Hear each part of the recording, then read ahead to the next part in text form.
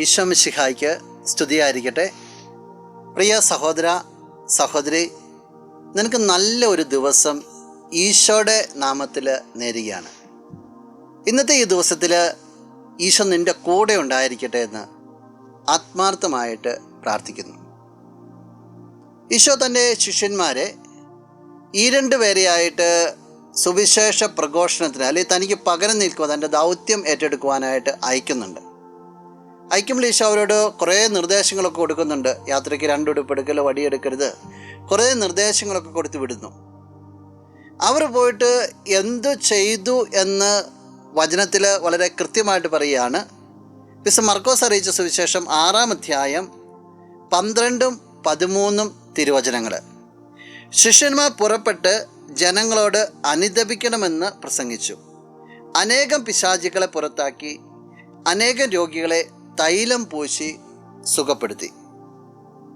ശിഷ്യന്മാർ അനുതാപത്തിൻ്റെ സുവിശേഷം പ്രസംഗിച്ചു, പിശാചുക്കളെ ബഹിഷ്കരിച്ചു, രോഗികളെ സൗഖ്യമാക്കി. എന്താ അവർ ചെയ്തത്? ഈശോ എന്തൊക്കെ ചെയ്തിരുന്നോ അത് അവർ അവിടെ ചെയ്തു. എന്നുവെച്ചാൽ ഈശോയ്ക്ക് പകരം നിന്നു. പ്രിയ സഹോദര സഹോദരി, നമ്മുടെ ജീവിതത്തിൻ്റെ ദൗത്യം ഏതാ? ഒരു ക്രിസ്ത്യാനി എന്ന നിലയിൽ മാമോദീസായിൽ നമ്മളെ ഭരമേൽപ്പിച്ചിരിക്കുന്ന ദൗത്യമാണ്, നീ ആയിരിക്കുന്ന മേഖലയിൽ നിൻ്റെ ഈശോയ്ക്ക് പകരം നിൽക്കുക. ഈശോ ചെയ്ത കാര്യങ്ങളെല്ലാം നിനക്ക് അവിടെ ചെയ്യാൻ സാധിക്കും. കാരണം ഈശോ നിൻ്റെ ഉള്ളിൽ ഉണ്ട്. ഈശോ നിന്നെ സ്നേഹിക്കുന്നു. പ്രിയ സഹോദര സഹോദരി, നിനക്കത് സാധിക്കട്ടെ. നമുക്ക് പ്രാർത്ഥിക്കാം. കണ്ണുകളടച്ച് ഒന്ന് കരങ്ങൾ കൂപ്പാം. നല്ലവനായ കർത്താവേ, നിന്നെ ഞങ്ങൾ സ്തുതിക്കുന്നു, ആരാധിക്കുന്നു, മഹത്വപ്പെടുത്തുന്നു. ഈശോയെ ഈ വ്യക്തിയെ പ്രത്യേകമായിട്ട് സമർപ്പിക്കുകയാണ്. ഈശോയെ നിൻ്റെ ശുശ്രൂഷയുടെ ദൗത്യം ആയിരിക്കുന്ന മേഖലയിൽ പൂർത്തിയാക്കുവാനായിട്ട്, നിൻ്റെ കാരുണ്യവും സ്നേഹവും മറ്റുള്ളവരിലേക്ക് എത്തിക്കുവാനായിട്ട് ഈ വ്യക്തിയെ അനുഗ്രഹിക്കണമേ. നിൻ്റെ നാമത്തിൽ ഇന്നത്തെ ദിവസം അനുഗ്രഹിക്കപ്പെട്ടെ എന്ന് പ്രാർത്ഥിക്കുന്നു. സകലവിധ നന്മകൾ കൊണ്ട് നിറയപ്പെടട്ടെ, ഇപ്പോഴും എപ്പോഴും എന്നേക്കും.